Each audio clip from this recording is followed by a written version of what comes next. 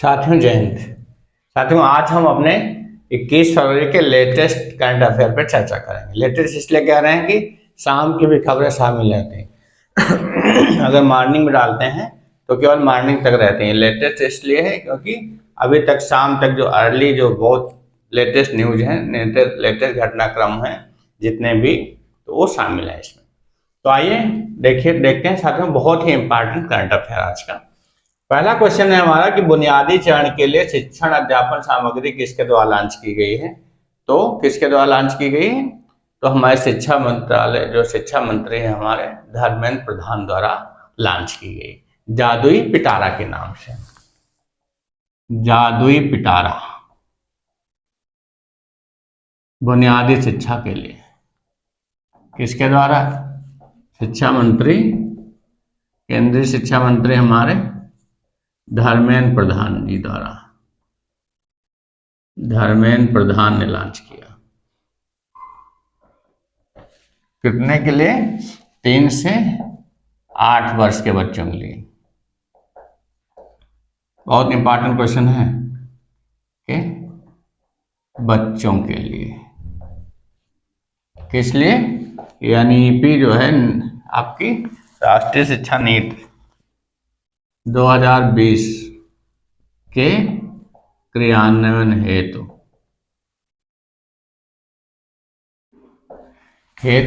कक्षा 2 तक के बच्चों के लिए, 3 से 8 साल के बच्चों के लिए ये जादुई पिटारा लॉन्च किया गया है। यानी फिर 2020 के क्रियान्वयन, नेशनल एजुकेशन पॉलिसी, राष्ट्रीय शिक्षा नीति जो हमारी है। तो इसमें क्या है? पहले 50 केंद्रीय विद्यालयों में पायलट प्रोजेक्ट के रूप में 50 केंद्रीय विद्यालयों मतलब केवी में पायलट प्रोजेक्ट के तौर पे लॉन्च किया जाए। पायलट प्रोजेक्ट फिर अगले शैक्षिक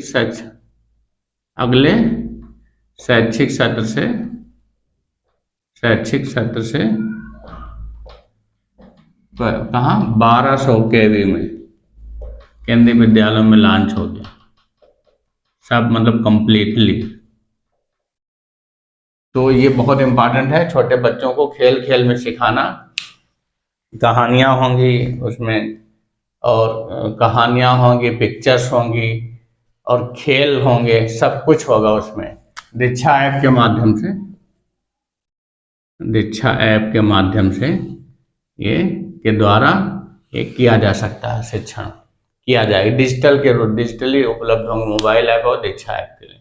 3 से 8 बच्चों में जादुई पिटारा। अगर क्वेश्चन आता है जादुई पिटारा क्या है, इसलिए बहुत जरूरी है। क्या है? बुनियादी शिक्षा के लिए जारी, बाल वाटिका के लिए, बाल वाटिका 3 से 8 जो नए शिक्षा नीति में है, तो उसके लिए जादुई पिटारा लॉन्च किया गया, छोटे बच्चों को खेल खेल में सिखाने के लिए। अगला क्वेश्चन है हमारा कि अबू धाबी में IDEX-23 अभ्यास में किस भारतीय नौसेना के जहाज ने भाग लिया? तो किसने भाग लिया है? INS सुमेधा ने। पूर्ण रूप से क्या है? भारतीय टेक्नोलॉजी से बना है, स्वदेशी टेक्नोलॉजी से। कहाँ लॉन्च किया गया है? ये 20 से 24 फरवरी तक जो चलेगा है। आपका IDEX क्या है? IDEX-23, इसका मतलब है इंटरनेशनल डिफेंस एक्सपो है। IDEX international defence expo 23। और एक इसके साथ में क्या है? नौसेना का NAVDEX, नेवल डिफेंस एक्सपो, ये लॉन्च किए गए हैं। इसमें भाग लेगा है। इसका मतलब है अंतर्राष्ट्रीय रक्षा प्रणाली, जो आपका है अंतर्राष्ट्रीय रक्षा प्रदर्शनी, ये है अंतर्राष्ट्रीय रक्षा प्रदर्शनी। और इसका मतलब क्या है? नौसेना रक्षा प्रदर्शनी। इसके लिए आपका INS सुमेधा भाग ले रहा है। कहाँ पे? यूएई के अबू धाबी में, यूएई के अबू धाबी में। तो ये जरूरी क्वेश्चन था। तो ये कब लॉन्च हुआ था? ये आपका INS सुमेधा जो है, ये आपका निर्मित कब किया गया? 7 मार्च 2014 को इसको कमीशन किया गया था। 7 मार्च 2014 में कमीशन। सरयू श्रेणी का है, सरयू श्रेणी की नौसेना अपतटीय गश्ती पोत का ये तीसरा संस्करण है, तीसरा जहाज है, सरयू श्रेणी का तीसरा जहाज।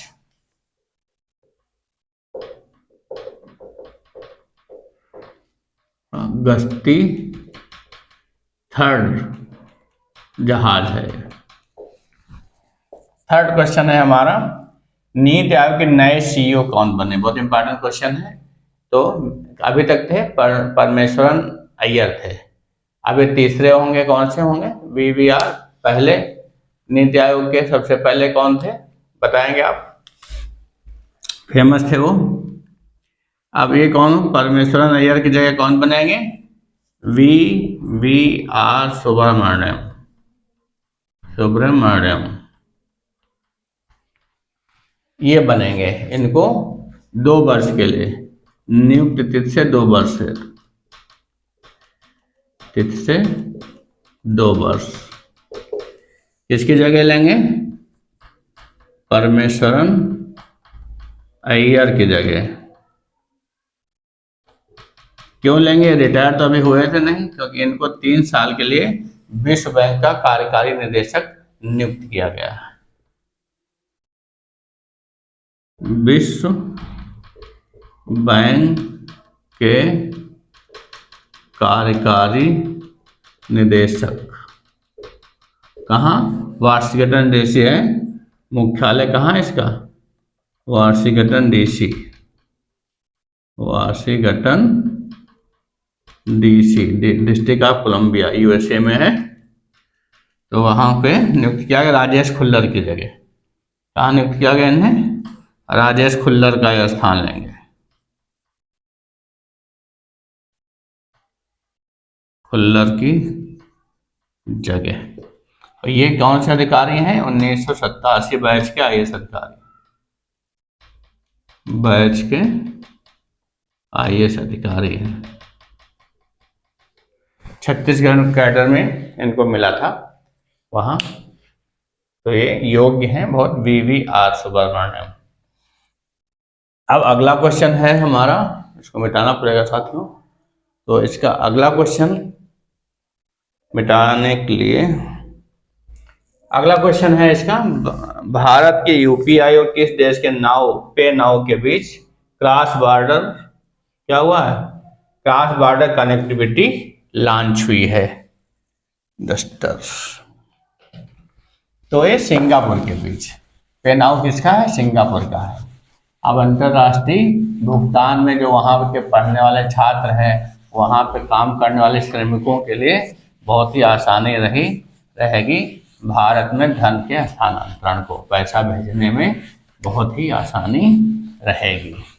तो इसलिए भारत और सिंगापुर के, भारत का UPI है, यूनिफाइड पेमेंट UPI है भारत का, और ये जो है पे नाउ किसका है? सिंगापुर का। तो किसके मध्य हुआ है? आप समझ रहे हैं कि 4th क्वेश्चन है, भारत के UPI और सिंगापुर के पे नाउ के बीच, पे नाउ एंड भारत का UPI। आप सब पेमेंट UPI से करते हैं। तो क्रॉस बॉर्डर कनेक्टिविटी जारी हुई है, जिसकी घोषणा की गई है। अब 10 देशों में वैलिड है, पेमेंट UPI से किया जा सकता है। तो पहला सिंगापुर के पे नाउ, तो शक्तिकांत दास जो हमारे RBI गवर्नर है, किसने लॉन्च किया है? RBI governor Shaktikanta Das, virtually रूप से लॉन्च किया गया है। और सिंगापुर के जो हैं, सिंगापुर के मौद्रिक प्राधिकरण के प्रबंध निदेशक रवि मेनन द्वारा। सिंगापुर के मौद्रिक प्राधिकरण, वहां के भी समझ लो आरबीआई ही है जैसे यहाँ की, के निदेशक रवि मेनन। तो रवि मेनन ने और शक्तिकांत दास प्रधानमंत्री की उपस्थिति में और वहां के जो वरिष्ठ अधिकारियों की उपस्थिति में लॉन्च किया गया है। अगला क्वेश्चन है हमारा, भारत का पहला हाइब्रिड रॉकेट पट्टिपुलम कहां से लॉन्च किया गया? तो तमिलनाडु से ये लॉन्च किया गया है। तमिलनाडु से लॉन्च किया गया है और इसे तेलंगाना के राज्यपाल तमिलिसाई सौराजन है, कितने तमिलनाडु से लॉन्च किया गया। तो इसमें तेलंगाना के राज्यपाल कौन है? राज्यपाल हैं, अजीब सा नाम है, तमिलिसाई सौराजन, तमिलिसाई। और पुडुचेरी के जो राज्यपाल हैं उनकी उपस्थिति में उपराज्यपाल। पुडुचेरी में क्या होते हैं? तो केंद्र शासित है, उपराज्यपाल की उपस्थिति में। क्यों? क्योंकि यहाँ के इसमें 5000 छात्रों ने हिस्सा लिया। 5000 छात्रों ने इस परियोजना में हिस्सा लिया, जिसमें 200 मछुआरा समुदाय के छात्र भी शामिल हैं। मछुआरा समुदाय के छात्र कहाँ के? तेलंगाना और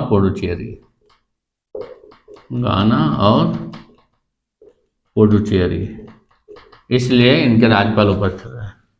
इसमें चयनित 100 छात्रों द्वारा इसका निर्माण किया गया।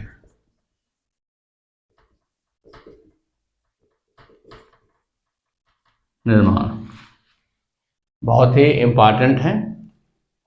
इसमें क्या होगा? ऐसा मौसम है और वायु की जो है प्रणाली है और विकिरण संबंधी जो है अनुसंधान, इससे मौसम, वायु प्रणाली और विकिरण संबंधी अनुसंधान संभव है। विकिरण संबंधी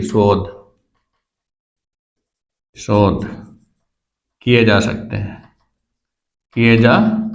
सकेंगे। तो बहुत ही इम्पोर्टेंट है।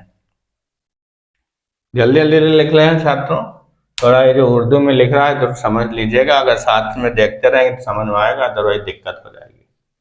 अगला क्वेश्चन है हमारा कि इसके लिए भारत का पहला स्वदेशी विकसित एटीएस सिस्टम लॉन्च किया गया है। तो एटीएस सिस्टम, तो ये एटीएस सिस्टम क्या है? ये क्या होता है? एक कंप्यूटर प्रबंधन प्रणाली है। ट्रेनों के आवागमन को संचालन के लिए ये क्या होगा? जिम्मेदार होगा, उसका प्रबंधन करेगा।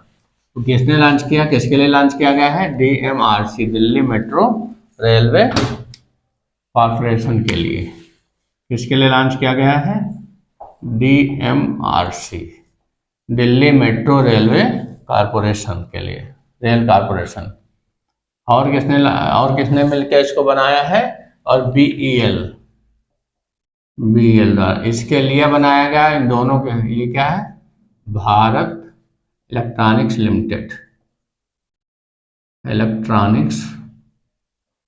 लिमिटेड के सहयोग से बना है।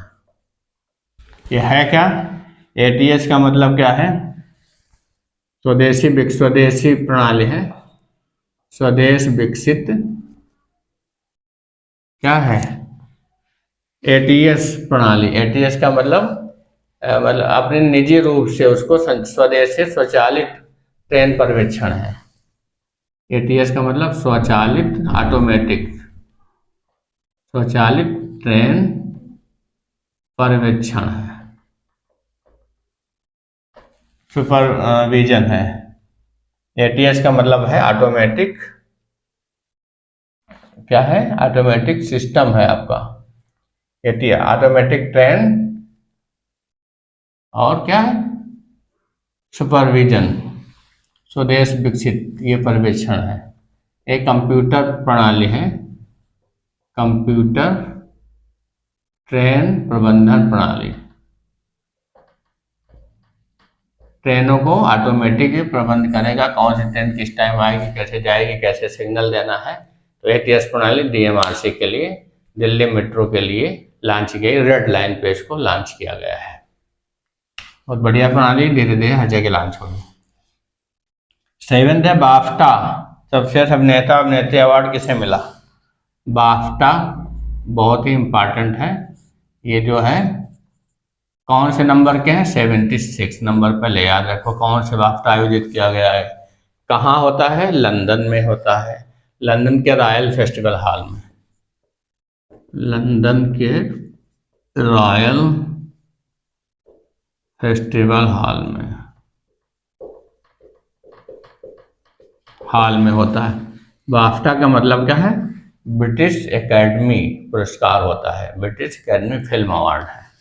बाफ्टा का मतलब क्या है, ब्रिटिश एकेडमी फिल्म अवार्ड, बहुत बड़ा अवार्ड है,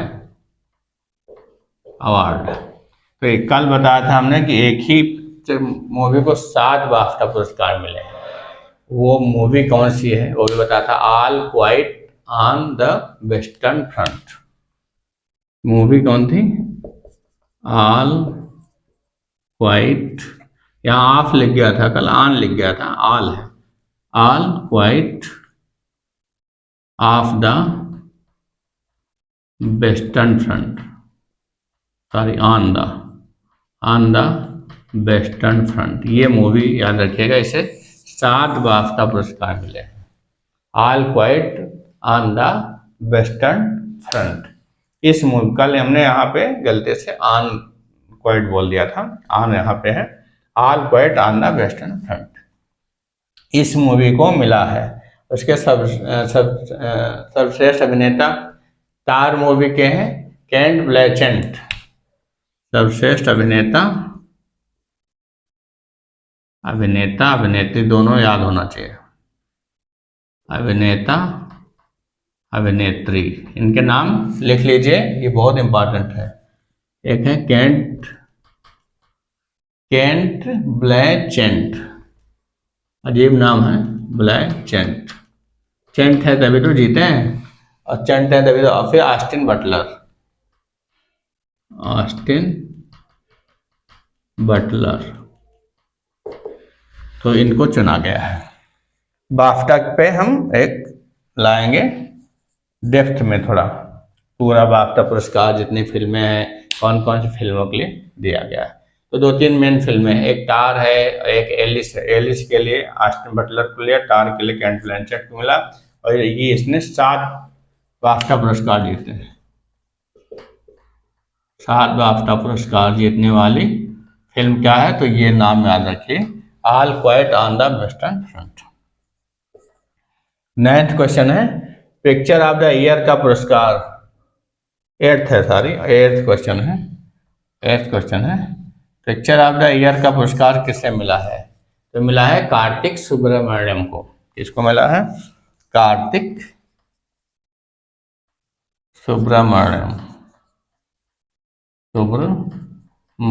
को मिला है आपका कौन सा पुरस्कार, पिक्चर ऑफ द ईयर। इन्होंने कहाँ पे लिया, इन्होंने अलास्का में लिया है, अलास्का में खींचा है इन्होंने, अलास्का में लिया है, dance of the eagles, dance of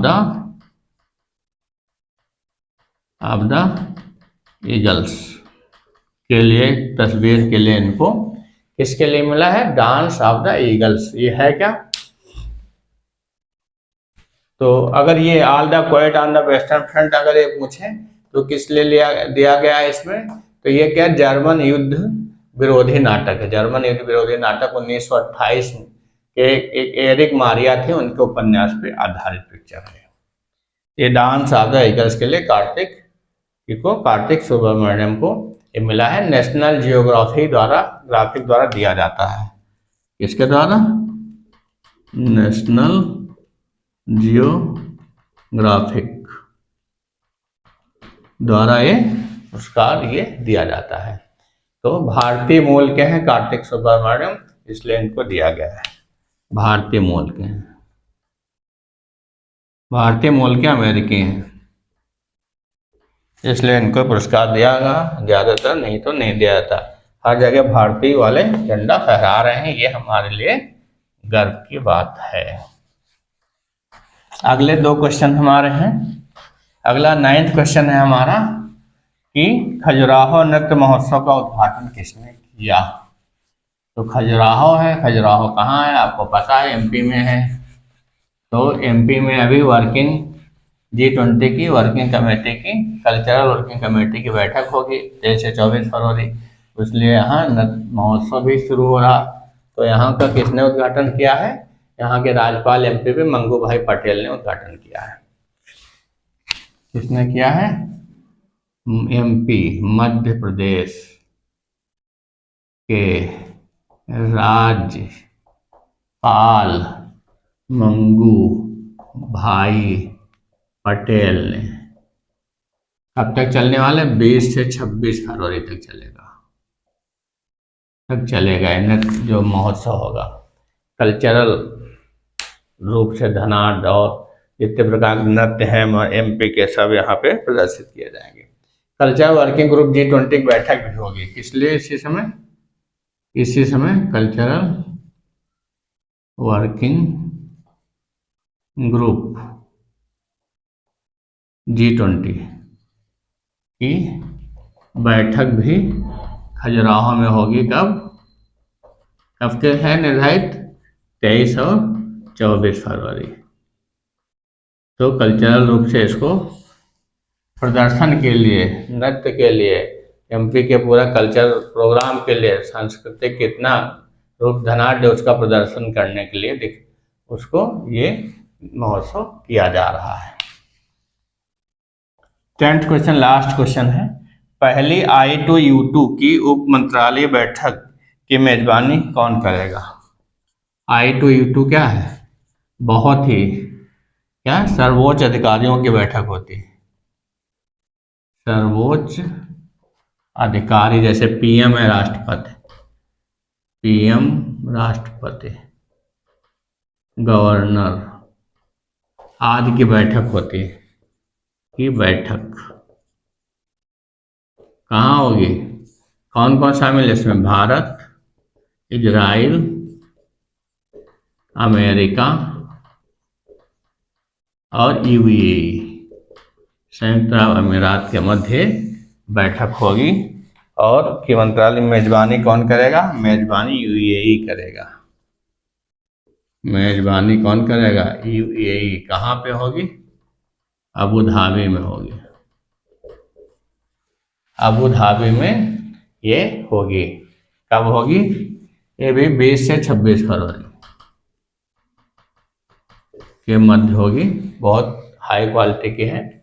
और ये 18 अक्टूबर 2021 क्षेत्रीय सहयोग हेतु, क्षेत्रीय सहयोग हेतु इसकी स्थापना कब हुई? 18 अक्टूबर 2021 में स्थापित। तो बहुत ही इम्पॉर्टेंट क्वेश्चन है। साथियों, ये रहे आज के हमारे 10 बहुत ही इम्पॉर्टेंट क्वेश्चन। आशा है कि आपको समझ में आया होगा। हो सकता है थोड़ा क्लास देर तक चल गई हो, वैसे कोशिश करता हूँ 20 से 25 मिनट के अंदर क्लास हो जाए, जिससे आपका ज़्यादा टाइम मत खराब हो। और टाइम बिल्कुल बर्बाद नहीं करता हूँ कि आपका 1 मिनट बर्बाद ना हो, ये मैं विशेष ध्यान रखता हूँ। कोई हंसी मजाक नहीं, कोई डांस वांस नहीं, मस्ती से पढ़िए, मतलब क्लास में नहीं, जिससे आपको ये ना लगे कि मेरा टाइम खराब हो रहा। और अच्छी स्पीड के साथ करता हूँ। और अगर ज़्यादा स्पीड चाहिए तो आप उसको डबल स्पीड में देख लीजिए, 1.5 गुने में कर लीजिए। स्लो चाहिए तो आप उसको और कम स्पीड में देख सकते हैं। सबसे कम से कम टाइम में अधिक से अधिक क्वेश्चन ला करके 10 क्वेश्चन, जो इससे ज़्यादा क्वेश्चन और बन नहीं सकते, डेली के जो इम्पोर्टेंट होते हैं आपके, बन तो बहुत सकते हैं, आपके एग्जाम्स के लिए जो इम्पोर्टेंट होते हैं वही क्वेश्चन में लेके आता हूँ साथियों, और कोशिश करता हूँ कि वही क्वालिटेटिव क्वेश्चन होते हैं। आप देखिएगा पूरा करंट अफेयर मेरा देख लीजिए, कोई क्वेश्चन अगर आपको ऐसा लगे कि फालतू का है तो बताइए, कमेंट करिएगा। और डेट श्योर है, अगर मेरे पिछले 5 महीने करंट अफेयर देख लेते हैं, 5 महीने का मेरा चैनल भी है, और आगे के अभी आने वाले एग्जाम में पूरा करंट अफेयर आपका 8-9 महीने का पूरा कवर हो जाएगा। तो चाहे जो एग्जाम दीजिए आप, चाहे SSC दीजिए, चाहे ग्रुप डी दीजिए, चाहे कुछ भी बैंकिंग दीजिए, चाहे आप कोई भी, चाहे UPSC दीजिए, चाहे UPPSC दीजिए, चाहे उत्तराखंड, चाहे बिहार UPPCS दीजिए, कोई भी दीजिए, हर एग्जाम में काम देगा आपको। इसलिए साथियों मेरे से इसको डेली देखते रहिए, थोड़ा सा भी लगे कि अगर हम आपके लिए मेहनत कर रहे हैं तो प्लीज़ इसको शेयर अवश्य करिए अपने साथियों में। और आप तो सब्सक्राइब भी कर लीजिए, सब्सक्राइब करके बेल आइकन ऑन कर लीजिए और देखते रहिए और अपने लक्ष्य की ओर बढ़ते रहिए। कैलिबर अड्डा को देखते रहिए, कैलिबर अड्डा को वॉच करिए, कैलिबर अड्डा की सहायता से अपने लक्ष्य को प्राप्त करिए। यही हमारी शुभकामनाएं साथियों। जय हिंद साथियों।